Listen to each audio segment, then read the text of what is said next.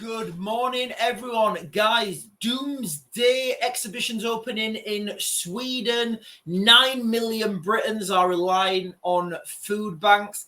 And I think there's right now I think we're starting to see sabotage attacks in the United Kingdom.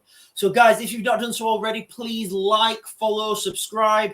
Press the buttons down there. It's literally just a little finger press for you guys, but it means so much to me, and I get a warm, fuzzy feeling inside when I see my subscribers go up.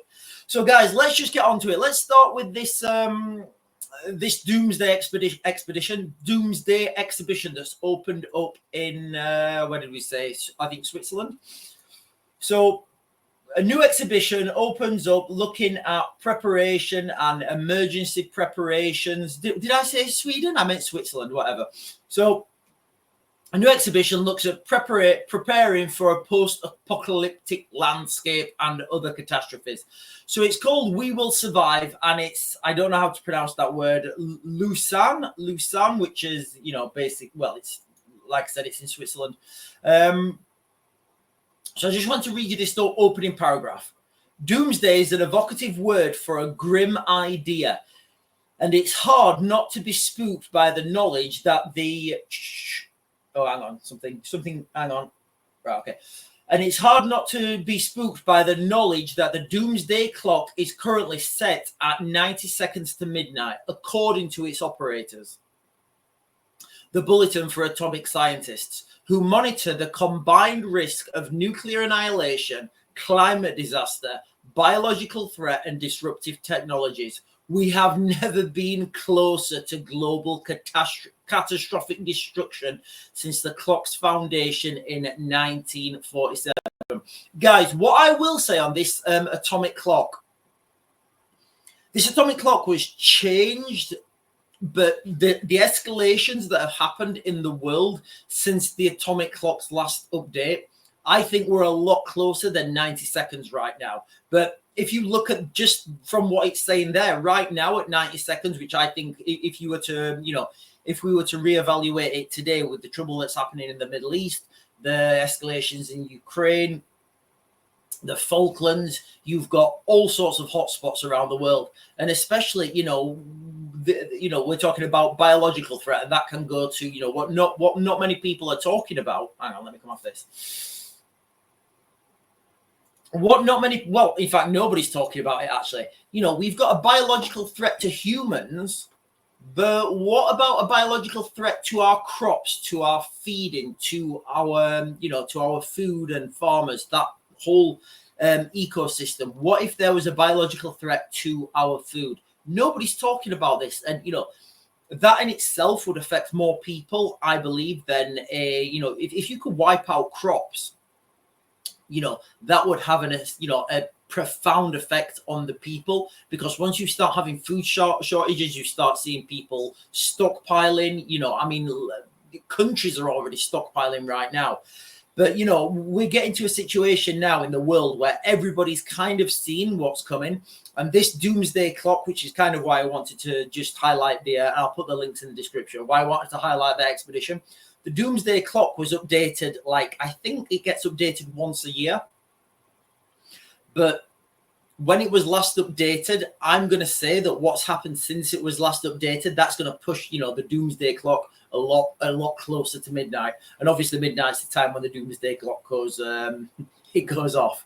So it's come out from a report yesterday, I think it was, an article yesterday basically saying that more than 9 million Britons are reliant now on food banks. That's like a tenth of the population. No, it's more. If you're saying that the United Kingdom has 65 million people, it's like what?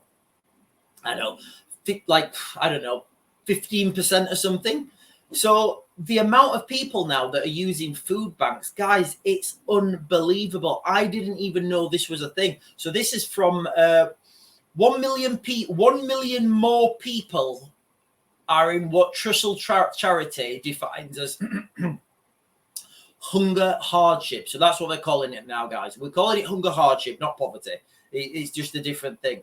But we've got a situation right now where we've got 9 million people in Britain that are using food banks. Well, let me just read you the first paragraph. More than 9 million people in the United Kingdom experience levels of poverty and hunger so extreme they are vulnerable to reliance on charity food handouts, according to research. Guys, 9 million people, and look at all the money we're sending away to foreign countries, to foreign wars. You know, it's I struggle to see the logic. I really do. If you're a wealthy country, if you're a wealthy nation, and you've got all your stuff sorted, you don't have any food poverty, you don't have any kids going hungry, you don't have any people living on the streets, you don't have any veterans living on the streets, you know, yes, of course, you know, then you can look at foreign aid, then you can look at, you know, supporting other countries. But until then, I don't know what the logic behind it is. These people that are, let me just ask this question now, these people that are going to the food banks, are they when they go to those food banks, you know, and of course there'll be shame and stigma attached to this, but those people going to those food banks, do they feel like empowered knowing that, you know, a lot of money is going away to foreign countries to fight wars? Do they feel like, yes, you know what, I'm going to this food bank, but at least we can afford to pay, you know, other countries a lot of money to fight their wars? You know, and the one I always bring to the fore is when I think that it was the same day that the winter fuel cuts were announced in the United Kingdom.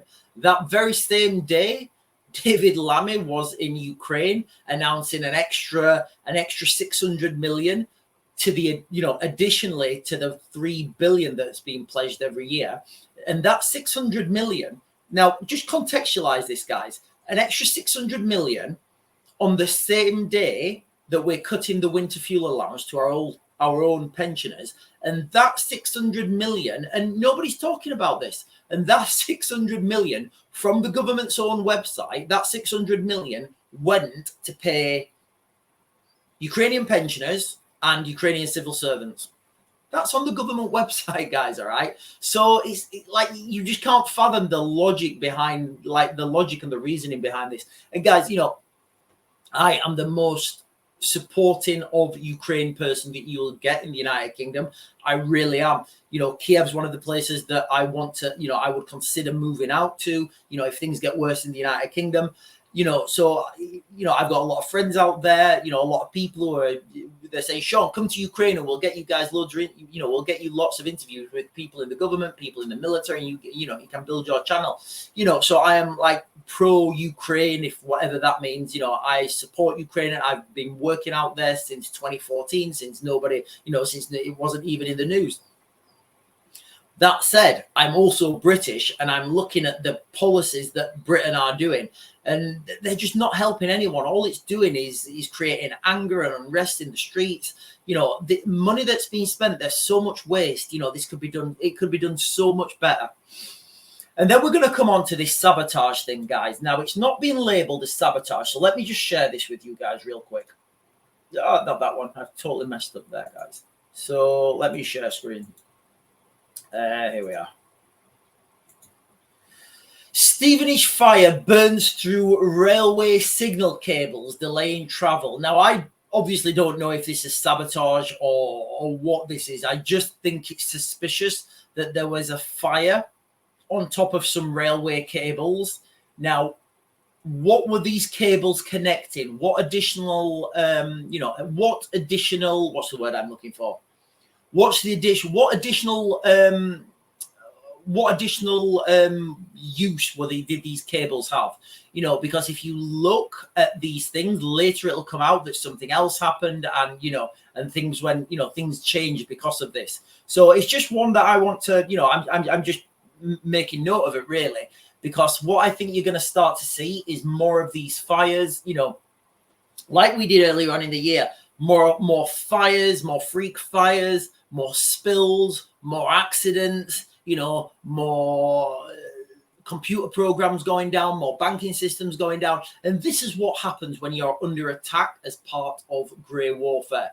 The only people who will ever admit to this being a cyber attack is the government, because, you know, they don't really have, I mean, we can't choose, you know, well, we can choose apparently every 4 years who we, you know, who our government are. But the NHS, for example, if the NHS are hacked, they can come out and say they've been hacked, because, you know, what are we going to do? We're going to go to the other, we're going to start using the other NHS. Are we going to start using NHS Beta, you know, NHS Mark II? No, of course not. We only have one NHS, and that's the one we use. So if it gets hacked, they, you know, they can put their hands up and say, hey guys, we've been hacked.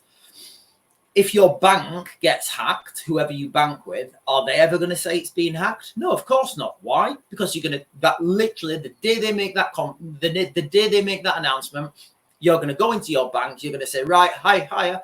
Yeah, I'm just going to withdraw all my money and I'm going to go to another bank.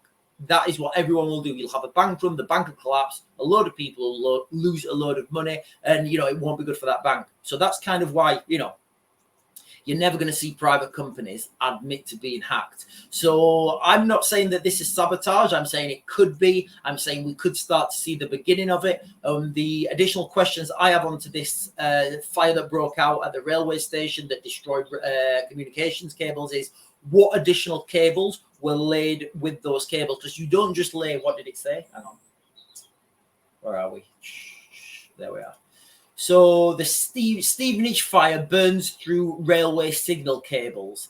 So you don't just lay signal cables on these tracks. You know, there's communications cables, there's fiber optics, there's all sorts of other cables, power cables, you know, that are laid in this power track, you know, in these trench. Because if you've ever seen what, you know, what they're talking about, you know, they're these big trenches, and it's just easier to lay cables there because you already have the trench. You can lay multiple cables there. It's a lot easier than digging a separate trench to lay these cables. So my initial questions would be, what else is in that location, and what other systems being affected with this fire?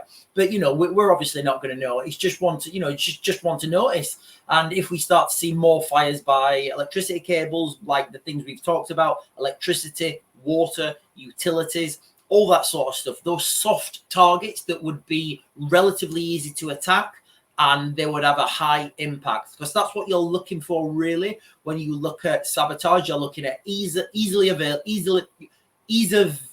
execution, and, you know, and the easiest of execution and the maximum outcome.